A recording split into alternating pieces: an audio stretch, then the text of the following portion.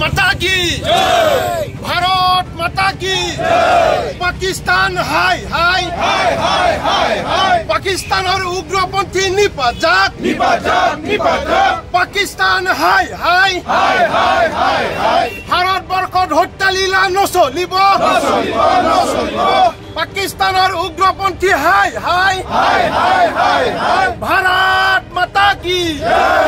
भारत माता की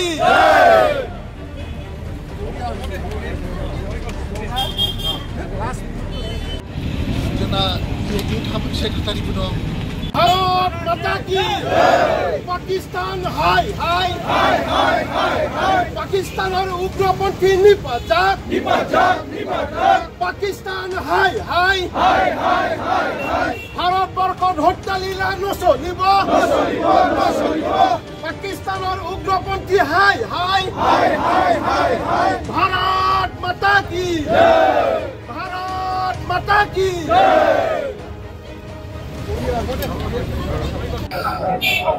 আজি আমি বিপিএফ দল হিসাবে পহেলগামত হোৱা যেটো নিৰীহ নাগৰিকৰ ওপৰত যেটো হত্যাকাণ্ড পাকিস্তানী স্পন্সৰ্ড উগ্ৰপন্থীসকলৰ জৰিয়তে হোৱা যেটো ঘটনা এই ঘটনাটো আমি তীব্ৰ ভাষাৰে গৰিহণা দিছোঁ আৰু আমি যিসকল মৃত্যুবৰণ হ'ব লগা হ'ল তেখেতসকলৰ আত্মা সদ্গতিৰ কাৰণে আজি ভগৱানৰ ওচৰত আমি প্ৰাৰ্থনা কৰিছোঁ যাতে তেখেতসকলৰ আত্মা শান্তি ঈশ্বৰৰ লগত তেখেতসকলৰ আত্মা যাতে মিলি যাব পাৰে তাৰ কাৰণে আমি আজি 1 মিনিট প্ৰাৰ্থনা ৰাখিছোঁ আৰু যিসকল উগ্ৰপন্থী যেনেকৈ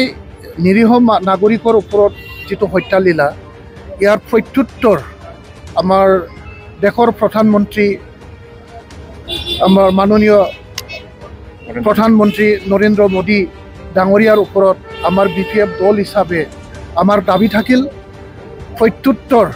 যেনেকৈ নহওক কিয় ইয়াৰ প্ৰত্যুত্তৰ দিব লাগিব আৰু আমাৰ যিসকল শ্বহীদ হ'ব লগা হ'ল তেখেতসকলৰ আত্মা তেতিয়াহে শান্তি হ'ব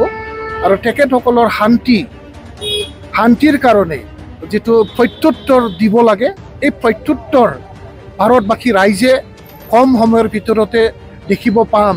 এই আশা ৰাখিছোঁ আৰু দেশৰ সুৰক্ষাত যিকোনো ধৰণৰ সহায় সহযোগিতা ভাৰত চৰকাৰৰ লগত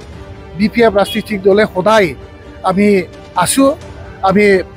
ভাৰত চৰকাৰৰ লগত আমি থিয় হ'ম যিকোনো ক্ৰাইচিছত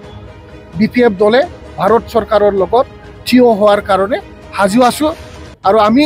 কম সময়ৰ ভিতৰতে ইয়াৰ প্ৰত্যুত্তৰ আমি দেখিব পাম সেইখিনিকেই আমি আজি প্ৰদীপ বন্তি জ্বলাই পেলাই আমি অগ্নি দেৱতাক সাক্ষী ৰাখি আজি আমি ঈশ্বৰৰ ওচৰত এইখিনি প্ৰাৰ্থনা ৰাখিছোঁ প্ৰত্যুত্তৰ যেনেকৈ নহওক কিয় আমি যেনেকৈ নহওক কিয় ভাৰতীয় নাগৰিক হিচাপে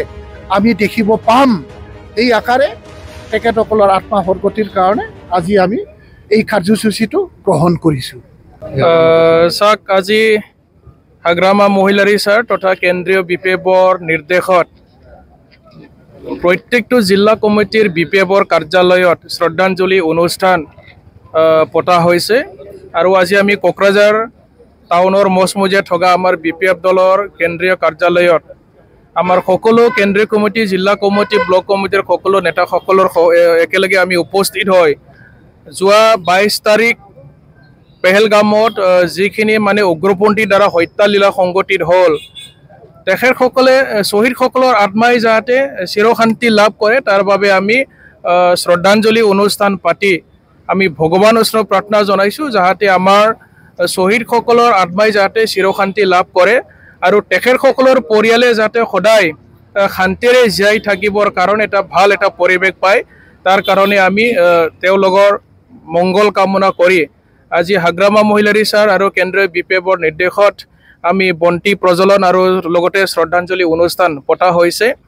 আৰু আমি অনুৰোধ জনাম যে উগ্ৰপন্থীসকলে যি ধৰণে নিৰ্মমভাৱে আমাৰ ভাৰতীয় নাগৰিকসকলক মানে হত্যা কৰিলে তাৰ উচিত মানে উত্তৰ যাতে আমাৰ ভাৰত চৰকাৰৰ প্ৰধানমন্ত্ৰী ডাঙৰীয়াই যাতে দিয়ে আৰু তথা আমাৰ ভাৰতীয় নাগৰিকসকলক যাতে সুৰক্ষা দিবৰ কাৰণে আমাৰ দেশৰ প্ৰধানমন্ত্ৰী গৰাকীয়ে যাতে সক্ষম হয় তাৰ কাৰণে আমি অনুৰোধ জনাইছোঁ যে উগ্ৰপন্থীক আমি কেতিয়াও মানে